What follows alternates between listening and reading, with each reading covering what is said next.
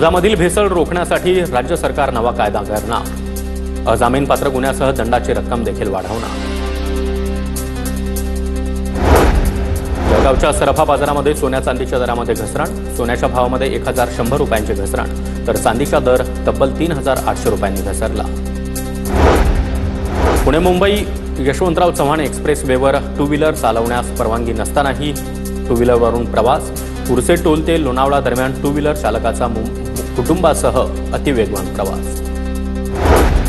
ठाण्यामधील Majiwada bridge 5 April ते 20 एप्रिलपर्यंत रात्री 10 ते पहाटे 5 वाजेपर्यंत बंद असणार। मेट्रो स्टेशनमधील विविध कामांसाठी हा ब्रिज बंद ठेवण्यात आल्याची वाहतूक विभागाची माहिती। रेल्वेच्या महसुलात पुण्याची आघाडी। आर्थिक वर्षामध्ये पुणे रेल्वेला 2158 कोटींचा महसूल। उद्दिष्टांपेक्षा अधिकचा महसूल मिळवून विभागाची दमदार कामगिरी। पुण्यामध्ये ईव्ही चार्जिंग स्टेशनच्या नावाखाली एकाला 12 लाखांना फसवलं। ईव्ही इलेक्ट्रिक चार्जिंग स्टेशन्स सुरू करून त्यापासून नफा मिळवून देण्याचा आमिष। सहकारनगर पोलीस ठाण्यात गुन्हा दाखल। वांद्रे कुर्ला संकुलातील 3 व्यावसायिक भूखंड विक्रीसाठी निघालेल्या निविदांना चांगला प्रतिसाद। 2 भूखंड जपानमधील कंपनीला विकले जाणार। त्यामुळे MMRDAच्या तिजोरीमध्ये 3839 कोटींची भर पडणार।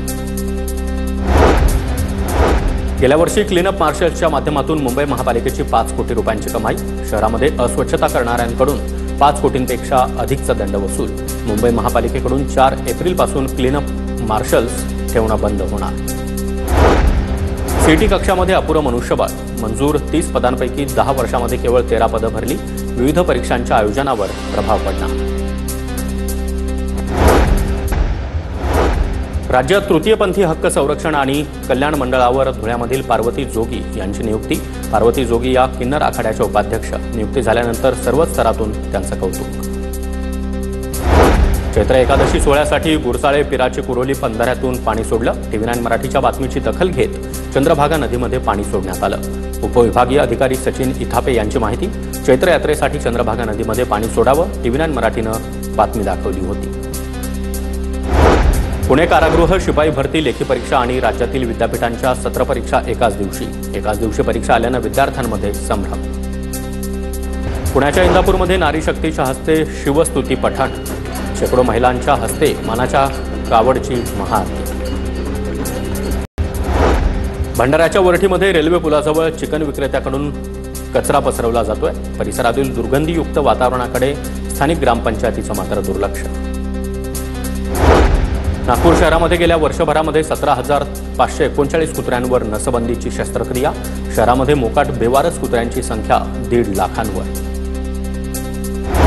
पिंपरी चिंचवडमधील भोसरी परिसरामध्ये तरुणाचा मृतदेह आढळला। दगडखाणीमध्ये मृतदेह आढळल्यानं खळबळ। तरुणाची ओळख पटली असून पोलिसांकडून पुढील तपास सुरू।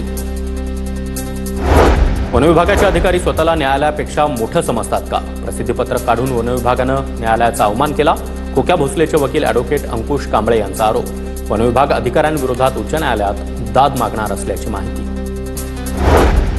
जळगावच्या ललित कला भवन इथं राष्ट्रीय श्रमिक आघाडीच्या वतीनं कामगार मेळाव्याचं आयोजन। मेळाव्यामध्ये कामगारांचे प्रश्न आणि समस्या सोडवण्यासंदर्भात मार्गदर्शन केलं जाणार।